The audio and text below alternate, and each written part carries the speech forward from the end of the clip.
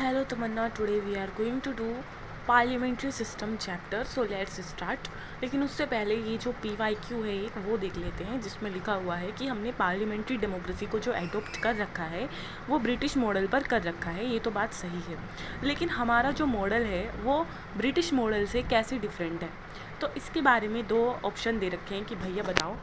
एक तो लेजिस्लेशन के रिगार्डिंग अगर हम बात करें, जो पहली वाले पॉइंट है उसमें कह रखा है कि जो लेजिस्लेशन से रिगार्डिंग जो बात है वो ये है कि ब्रिटिश पार्लियामेंट सुप्रीम है और सॉवरेन है, लेकिन इंडिया में जो पावर है पार्लियामेंट की वो लिमिटेड है. ठीक है भाई, ये बात तो बिल्कुल सही है. और इंडिया में जो मैटर्स होते हैं, मान लो कोई अमेंडमेंट हुआ, किसी एक्ट में अमेंडमेंट हुआ और उसका जो कॉन्स्टिट्यूशनैलिटी चेक होगी उस अमेंडमेंट की कि ये ठीक है या नहीं, उसको रेफ़र कर दिया जाता है कॉन्स्टिट्यूशन बेंच की तरफ.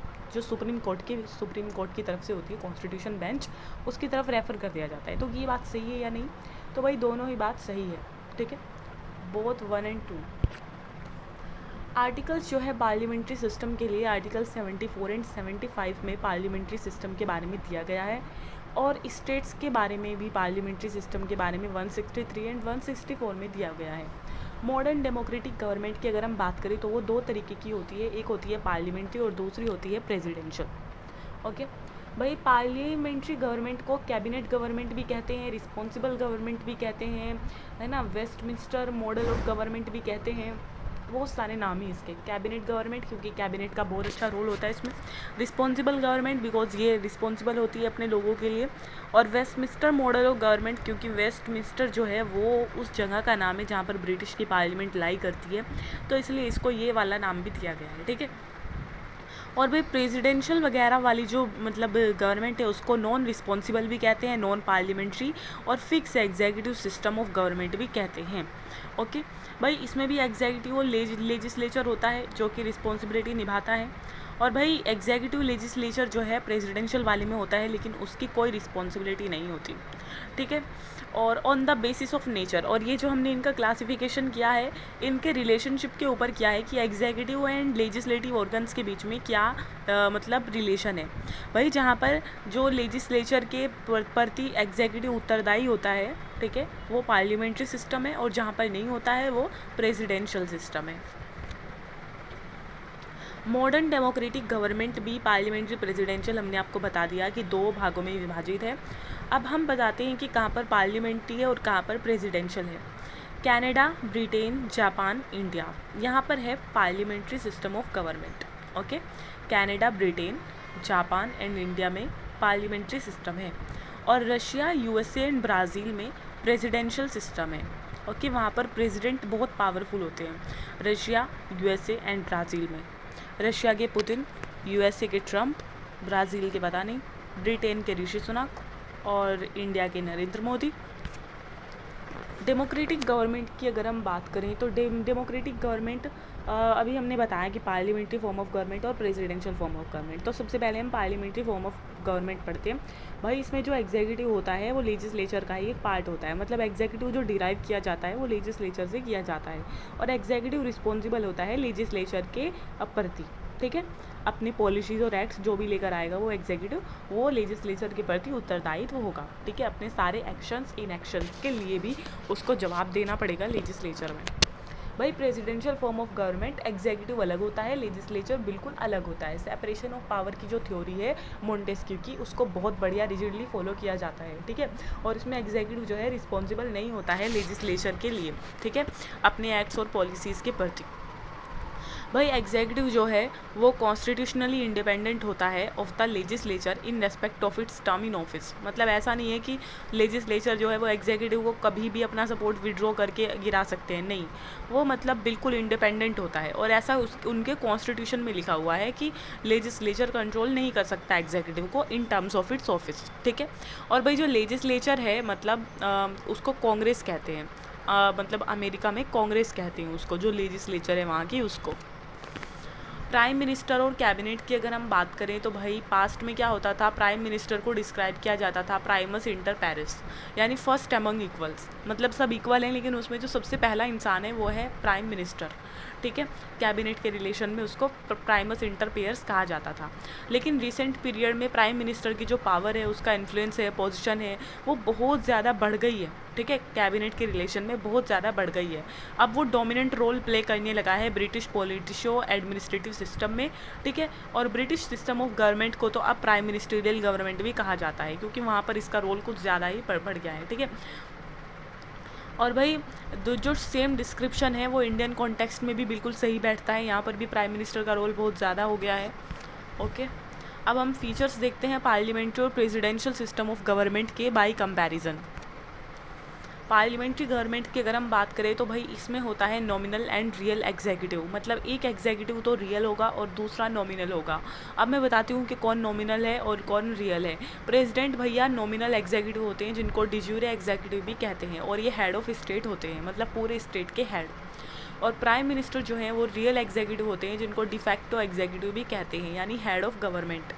गवर्नमेंट के हेड होते हैं प्राइम मिनिस्टर और स्टेट के हेड होते हैं प्रेसिडेंट, ओके। टाइटलर हेड भी होते हैं प्रेसिडेंट। और आर्टिकल 74 में भाई लिखा हुआ है ये काउंसिल ऑफ मिनिस्टर जो है वो हेड किया जाएगा पीएम के द्वारा, ठीक है। पीएम हेड करेंगे काउंसिल ऑफ मिनिस्टर को, ठीक है। और भाई एड एंड एडवाइस देंगे प्रेसिडेंट को, ठीक है। और ये जो एडवाइस होगी ये प्रेसिडेंट के ऊपर बाइंडिंग होगी, ओके। देखो भाई आर्टिकल 74 में लिखा गया था कि काउंसिल ऑफ मिनिस्टर को जो हेड होंगे, हेड करेंगे वो पीएम होंगे, और उनका काम होगा एडवाइस करना, ऐड करना किसको, प्रेसिडेंट को। और भाई 42nd अमेंडमेंट एक्ट आया था 1976 का, ठीक है। उसने ये कह दिया था कि भाई ये जो मतलब ये है क्या कहते हैं, बाइंडिंग है, तो ये जो एडवाइस है जो पीएम देंगे प्रेसिडेंट को वो बाइंडिंग होगी, ठीक है, बाइंडिंग होगी प्रेसिडेंट के ऊपर। और 44th अमेंडमेंट एक्ट ने भी इसको सही ठहराया था। प्रेसिडेंशियल गवर्नमेंट की बात करें तो भाई हेड ऑफ स्टेट और हेड ऑफ गवर्नमेंट, ठीक है, both the head of the state and the head of government दोनों क्या होता है, प्रेसिडेंट ही होता है, ठीक है। हेड ऑफ स्टेट भी और हेड ऑफ गवर्नमेंट भी। जब सेरेमोनियल पोजीशन होती है, कहीं पर साइन वगैरह करना है, कोई ट्रीटी साइन करनी है, जो काम हमारे यहाँ प्रेसिडेंट करते हैं वो भी यही करते हैं, और जो गवर्नमेंट का कोई रिस्पॉन्सिबिलिटी निभानी होती है तो वो भी यही करते हैं, जैसे एग्जीक्यूटिव ऑर्गन के लीडर बनना, ओके। भाई पार्लियामेंट्री गवर्नमेंट में मेजोरिटी पार्टी रूल चलता है। भाई जो भी पॉलिटिकल पार्टी मेजोरिटी सीट्स लेकर आएगी लोकसभा में उसकी गवर्नमेंट बन जाएगी, ठीक है। मतलब 50% से ज़्यादा सीट्स होनी चाहिए, ठीक है। मिनिस्टर और पीएम जो है अपॉइंट किए जाते हैं प्रेसिडेंट के द्वारा, ठीक है। और भाई पीएम जो है वो direct minister on advice of PM, PM direct minister on advice of PM, हाँ पीएम तो भाई डायरेक्ट मतलब अपॉइंट किए जाते हैं किसके द्वारा, प्रेसिडेंट के। और मिनिस्टर्स कैसे अपॉइंट होते हैं, advice of the PM. PM जब एडवाइस करेंगे प्रेसिडेंट को देन उसके बाद वो क्या किए जाएंगे, अपॉइंट किए जाएंगे, ठीक है। भाई ये जो कोलिशन है पार्टीज़ का, in case of no single party majority, अगर कोई भी पार्टी मेजोरिटी में नहीं आती है देन क्या होता है, कोलिशन चल जाता है पार्टीज़ का, कोलिशन कर लेती हैं पार्टीज़, ये पार्लियामेंट्री गवर्नमेंट में देखने को मिलता है। लेकिन प्रेसिडेंशियल गवर्नमेंट में जो है प्रेसिडेंट इलेक्टेड किए जाते हैं इलेक्टोरल कॉलेज के द्वारा, ठीक है। भाई देखो पूरे के पूरे अमेरिका को कॉन्स्टिट्यूएंसीज में डिवाइड कर दिया जाता है, फिर वहाँ से बहुत सारे लोग चुनकर आते हैं। उनका काम लेजिस्लेचर में बैठकर लॉ बनाना नहीं होता है, वो इसलिए चुनकर आते हैं ताकि वो प्रेसिडेंट को इलेक्ट कर सकें, ठीक है। और उसको कहते हैं प्रेसिडेंशियल इलेक्टोरल कॉलेज। और भाई ये जो इलेक्टोरल कॉलेज होता है ये प्रेसिडेंट को इलेक्ट करता है, ठीक है। और देन उसके बाद ये फिर मतलब कोलैप्स हो जाता है। और इनका प्रेसिडेंट का जो फिक्स टेन्यूर होता है वो 4 ईयर्स होता है। जैसे हमारे यहाँ पर पीएम का है, सरकार का जो टर्म पीरियड होता है 5 ईयर्स होता है, वैसे प्रेसिडेंट का होता है 4 ईयर्स, ठीक है। और भाई इस 4 ईयर्स के दौरान कांग्रेस इनको रिमूव नहीं कर सकती, ठीक है। ये नहीं कि कभी भी रिमूव कर दिया, सपोर्ट वापस ले लिया, ऐसा कुछ नहीं हो सकता। लेजिस्लेचर का कोई बस नहीं है। लेकिन एक एक्सेप्शन है कि अगर इम्पीचमेंट मोशन पास हो जाए इनके खिलाफ then after that they can be impeach, they can be remove, ठीक है। और वो भी तब होगा जब ग्राउंड होगा उसका ग्रेव अनकॉन्स्टिट्यूशनल एक्ट, जब उन्होंने बहुत ही गंभीर कोई अनकॉन्स्टिट्यूशनल एक्ट कर दिया हो। वही पार्लियामेंट्री गवर्नमेंट में कलेक्टिव रिस्पॉन्सिबिलिटी होती है, ठीक है, जो कि बैड रॉक कहलाती है पार्लियामेंट्री गवर्नमेंट की। सबसे जो मेन फीचर है पार्लियामेंट्री गवर्नमेंट का वो है कलेक्टिव रिस्पॉन्सिबिलिटी। अब हम बताते हैं कि एक्चुअल में व्हाट इज़ कलेक्टिव रिस्पॉन्सिबिलिटी। तो आर्टिकल 75 में लिखा है कि भाई मिनिस्टर्स जो हैं वो कलेक्टिवली रिस्पॉन्सिबल होंगे to the parliament in general and to the Lok Sabha in particular, ठीक है। पार्लियामेंट के प्रति उत्तरदायित्व होगा उनका जनरल में और लोकसभा के प्रति पर्टिकुलर में। मतलब लोकसभा तो बिल्कुल ही उनको कंट्रोल करेगी, बिकॉज वहाँ पर तो जितने भी लोग आए हैं वो चुनकर आए हैं। चलो राज्यसभा में तो ऐसा है कि भाई राज्यों से प्रतिनिधि आए हुए हैं तो उनका उतना नहीं है, लेकिन लोकसभा के प्रति तो उनका उत्तरदायित्व पर्टिकुलर है, मतलब बहुत ज़्यादा है, ठीक है। और लोकसभा जो है वो काउंसिल ऑफ मिनिस्टर को हटा सकती है, रिमूव कर सकती है नो कॉन्फिडेंस मोशन पास करके, ठीक है। और भाई पॉलिटिकल हेमोजिनिटी की अगर मैं बात करूं तो सिंगल पार्टी मेजोरिटी, मतलब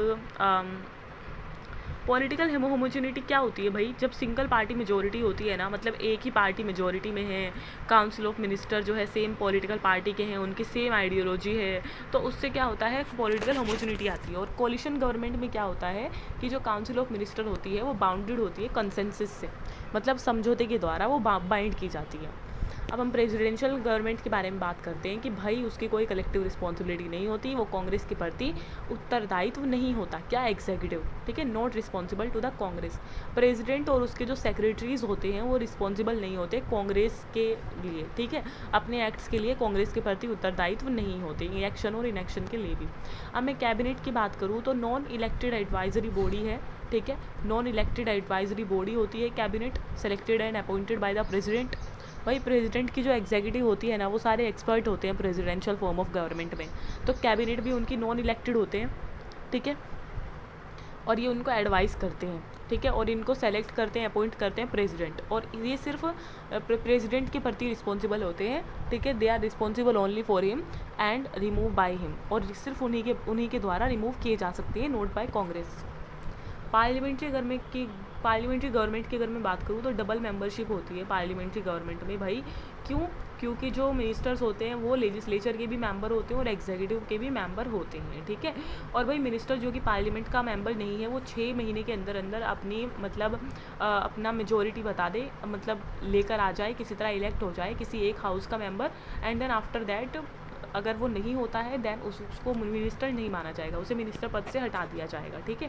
और सीक्रेसी की अगर मैं बात करूँ तो मिनिस्टर भाई प्रिंसिपल ऑफ सीक्रेसी को फॉलो करते हैं, प्रोसीडिंग्स के बारे में, पॉलिसीज़ और डिसीजंस के बारे में कि वो बाहर नहीं बताएंगे, क्योंकि वो ओथ ऑफ सीक्रेसी लेकर रखते हैं जो कि प्रेसिडेंट उनको दिलाते हैं।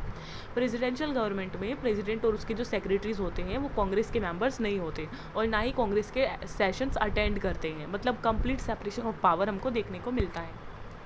मेरिट्स एंड डिमेरिट्स की अगर हम बात करें तो भाई मेरिट्स ये है कि मतलब पार्लियामेंट्री फॉर्म ऑफ गवर्नमेंट में क्या होता है, हमें एक हार्मनी देखने को मिलती है लेजिस्लेचर एंड एग्जीक्यूटिव के बीच में, ठीक है, क्योंकि सेपरेशन ऑफ पावर नहीं है, लेजिस्लेचर के प्रति उत्तरदायित्व होता है एग्जीक्यूटिव और उसके जो मेंबर्स हैं वहीं से ड्रोन किए जाते हैं, तो कोऑपरेशन और इंटरडिपेंडेंस देखने को मिलती है, ठीक है, और डिस्प्यूट भी कम होते हैं, कॉन्फ्लिक्ट भी कम होते हैं।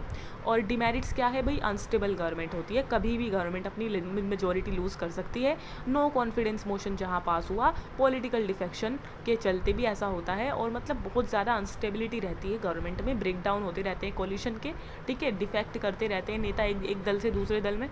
और भाई मेरिट्स जो है रिस्पॉन्सिबल गवर्नमेंट होती है भाई, इसकी पार्लियामेंट्री की मैं बात कर रही हूँ, रिस्पॉन्सिबल गवर्नमेंट हमको देखने को मिलती है, ठीक है, मिनिस्टर्स जो है वो रिस्पॉन्सिबल होते हैं पार्लियामेंट के लिए।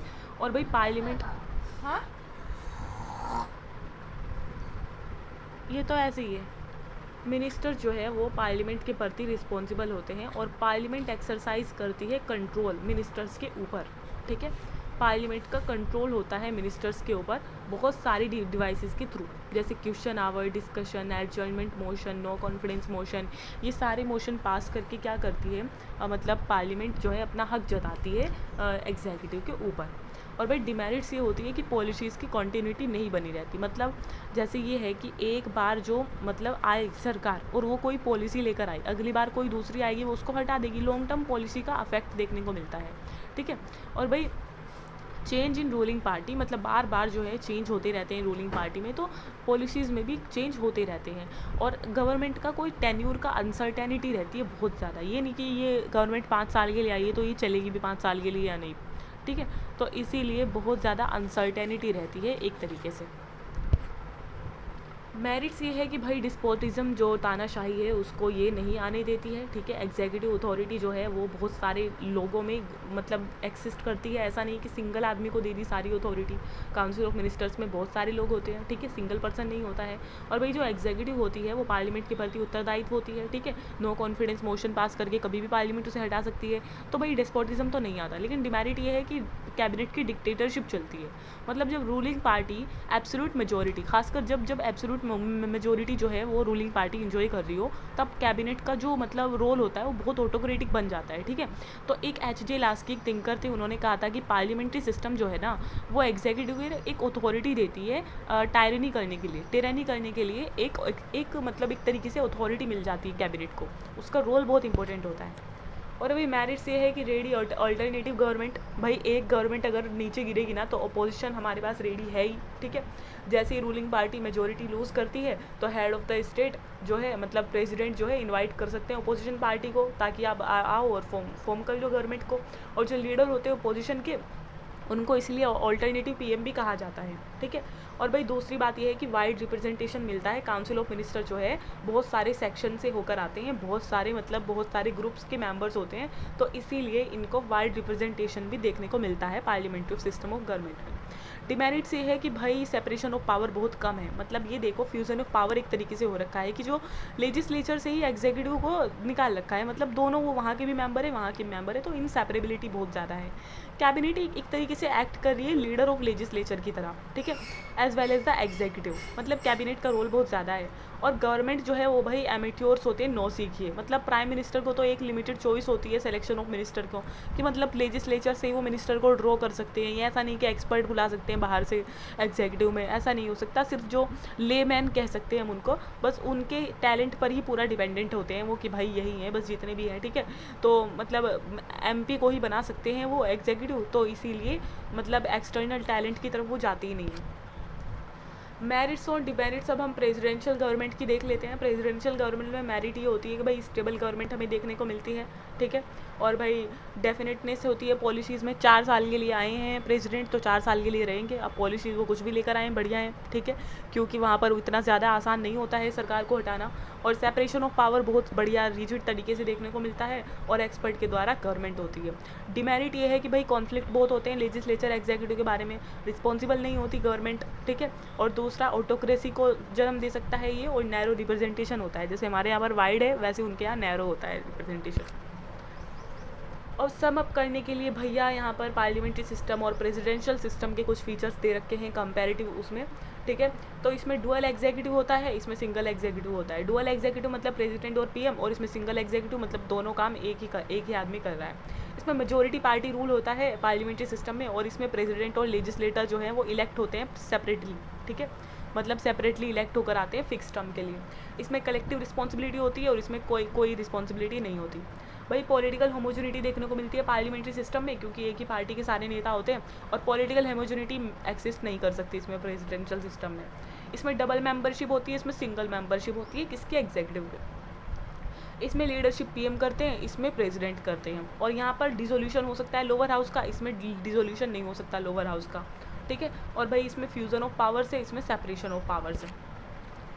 भाई हमने पार्लियामेंट्री सिस्टम को क्यों एडोप्ट कर रखा है, ऐसा क्या हुआ? भाई फैमिलियरिटी एक तो थी हमारे पास इस सिस्टम के बारे में, मतलब हम एक तरीके से क्या कह सकते हैं, हमें प्रैक्टिस हो गई थी इसके साथ रहने की, ठीक है। भाई ये ब्रिटिश रूल से इंडिया में था, ठीक है, तो इसीलिए यहाँ पर ये कह रहे हैं भाई KM मुंशी कह रहे हैं कि भाई लास्ट 30 और 40 ईयर से एक तरीके की रिस्पॉन्सिबिलिटी जो है इंट्रोड्यूस हुई है इस कंट्री की गवर्नेंस में, ठीक है।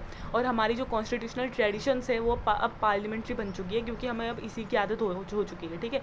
इस एक्सपीरियंस के बाद हमें क्यों मतलब वापस जाना चाहिए और एक बिल्कुल नया एक्सपीरियंस खरीद के लाना चाहिए, ठीक है। हमें तो बस यही ठीक है पार्लियामेंट्री सिस्टम ऑफ गवर्नमेंट ही। अब भाई preference to more responsibility, doctor Bhimrao Ambedkar कहते हैं कि भाई जो डेमोक्रेटिक एग्जीक्यूटिव होता है उसे दो कंडीशन फुलफिल करनी चाहिए, या तो स्टेबिलिटी ले लो या रिस्पॉन्सिबिलिटी ले लो। लेकिन अनफॉर्चुनेटली मतलब ऐसा कोई सिस्टम नहीं बना है जिसमें ये दोनों की दोनों चीज़ इक्वल डिग्री में आ सके। तो अमेरिकन सिस्टम ज़्यादा हमें स्टेबिलिटी देता है, रिस्पॉन्सिबिलिटी कम देता है। ब्रिटिश सिस्टम हमको रिस्पॉन्सिबिलिटी ज़्यादा देता है और स्टेबिलिटी कम देता है। तो भाई ड्राफ्ट कॉन्स्टिट्यूशन ने पार्लियामेंट्री सिस्टम इसलिए रिकमेंड किया है क्योंकि हमें ज़्यादा रिस्पॉन्सिबिलिटी चाहिए, ठीक है, स्टेबिलिटी नहीं चाहिए। क्योंकि हमारी जो मतलब कंट्री है वो अभी आज़ाद हुई है, तो हमें थोड़ा रिस्पॉन्सिबिलिटी सरकार से ज़्यादा चाहिए। वही अब मतलब लेजिस्लेटिव एग्जीक्यूटिव कॉन्फ्लिक्ट अवॉइड करने के लिए क्या ज़रूरत है, ठीक है। तो मतलब सॉरी एक रीज़न ये भी दी जाती है कि हमारे जो कॉन्स्टिट्यूशनल मेकर थे वो नहीं चाहते थे कि हम प्रेसिडेंशियल फॉर्म ऑफ गवर्नमेंट को अडॉप्ट करके ये यहाँ पर हमें रोज़ लेजिस्लेटिव एग्जीक्यूटिव कॉन्फ्लिक्ट देखने को मिले जैसे अमेरिका। बिकॉज अमेरिका तो एक मैच्योर डेमोक्रेसी हो चुका है, अब उन्हें पता है कि कैसे क्या करना है। अब हमारे यहाँ पर तो मतलब अभी स्टार्ट हुआ है, तो इसीलिए हम नहीं चाहते थे कि ऐसा कोई कॉन्फ्लिक्ट हो इन दोनों के बीच में, ठीक है। तो मतलब हम एक फॉर्म ऑफ गवर्नमेंट चाहते थे जो कि कंडक्टिव हो to the manifold development of the country, ठीक है। और फिर दूसरी बात थी नेचर ऑफ इंडियन सोसाइटी। भाई आपको पता है कि हमारे यहाँ पर कितने हेट्रोजिनस स्टेट्स हैं, ठीक है, बहुत प्लूरल सोसाइटी है, बहुत कॉम्प्लेक्स है, बहुत सारी डाइवर्सिटी है हमारे यहाँ पर। तो हमें ऐसी एक चाहिए थी जो कि हमें वाइड रिप्रेजेंटेशन दे सके, सारे सेक्शन को रिप्रेजेंटेशन मिल सके। और ऐसा तो पार्लियामेंट्री सिस्टम ऑफ गवर्नमेंट ही है जहाँ पर MP जो है सारे रीजन से चुन के आते हैं। अब प्रेसिडेंशियल में क्या है, प्रेसिडेंट एक है, अब वो सिर्फ एक है, मतलब अब वो सबको तो रिप्रेजेंट नहीं कर सकता ना, किसी की चॉइस अलग होती है, किसी की अलग। और उसके साथ जो एक्सपर्ट है वो भी मतलब उसके खुद के अपॉइंट कर रखे हैं, वो भी किसी ने इलेक्ट नहीं किए। तो इसलिए हमको जो है अपनी मतलब सोसाइटी के नेचर के अकॉर्डिंग भी इसको चूज़ करना था। और भाई डिस्टिंक्शन क्या है इंडिया और ब्रिटिश मॉडल के बीच में? भाई इंडिया एक रिपब्लिकन सिस्टम है और ब्रिटिश एक मोनार्कियल सिस्टम है। मतलब जो हेड ऑफ स्टेट होता है ब्रिटिश का, वो एक्चुअल में किंग या क्वीन होती है जिसकी पोजीशन हेरिडिटरी होती है। लेकिन हमारे यहाँ पर हेड ऑफ स्टेट जो है वो इलेक्टेड होते हैं, ठीक है, not by directly elected, indirectly elected होते हैं, लेकिन होते तो इलेक्टेड ही है ना। तो भाई दूसरी बात यह है कि ब्रिटिश सिस्टम जो है उसका जो डॉक्ट्रिन है वो है सोवरेंटी ऑफ पार्लियामेंट। लेकिन हमारे यहाँ पर सोवरेंटी पार्लियामेंट की नहीं चलती ज़्यादा, ठीक है। पार्लियामेंट हमारे यहाँ पर लिमिटेड और रेस्ट्रिक्टेड पावर्स को एंजॉय करती है। क्योंकि हमारे पास रिटन कॉन्स्टिट्यूशन है, जुडिशियल रिव्यू है, फेडरल सिस्टम है, फंडामेंटल राइट्स हैं, इन सब के चलते। और भाई ब्रिटेन में क्या होता है, PM जो है वो लोअर हाउस का मेंबर हो सकता है, ठीक है। प्राइम मिनिस्टर मतलब एक लोअर हाउस का, हाउस ऑफ कॉमन्स का ही मेंबर होना चाहिए, जैसे हमारे यहाँ पर लोकसभा का। लेकिन हमारे यहाँ पर तो दोनों की दोनों मतलब किसी भी हाउस का मेंबर हो, फ़र्क नहीं पड़ता, PM बना देंगे, ठीक है। जैसे कि इंदिरा गांधी जी राज्यसभा से थी, मनमोहन सिंह और PM मोदी भी, ठीक है। तो मेंबर ऑफ पार्लियामेंट जो है वो, और फोर्थ ये है कि भाई यूजुअली जो MP होते हैं उनको ही मिनिस्टर जो है ब्रिटेन में बनाया जाता है। लेकिन हमारे यहाँ पर जो कोई MP नहीं है उनको भी 6 महीने का टाइम पीरियड देकर MP बनाया जा सकता है, ठीक है। और ब्रिटेन जो है उसके पास लीगल रिस्पॉन्सिबिलिटी होती है मिनिस्टर की, ठीक है। मतलब लीगल रिस्पॉन्सिबिलिटी मतलब अगर कुछ भी होता है, king does no wrong, king कुछ बुरा नहीं कर सकता, सारी रिस्पॉन्सिबिलिटी मिनिस्टर को लेनी होगी उसकी। लेकिन हमारे यहाँ पर कोई लीगल रिस्पॉन्सिबिलिटी मिनिस्टर की नहीं होती है, ठीक है। शैडो कैबिनेट एक्चुअल में क्या होता है, ये ब्रिटिश कैबिनेट सिस्टम का वो है, मतलब ओपोजिशन पार्टी के द्वारा बिल्कुल सेम जैसे वहाँ पर होते हैं ना, मतलब मंत्री एक रूलिंग पार्टी में, वैसे ही बिल्कुल सेम उनके ऑल्टरनेटिव बनाए जाते हैं, ठीक है, ताकि रूलिंग कैबिनेट को बैलेंस कर सके, ठीक है। मतलब फ्यूचर मिनिस्टीरियल ऑफिस के लिए उनको प्रिपेयर किया जाता है। लेकिन हमारे इंडिया में ऐसा शैडो कैबिनेट जैसा कुछ भी नहीं देखने को मिलता। So that was all, thank you so much.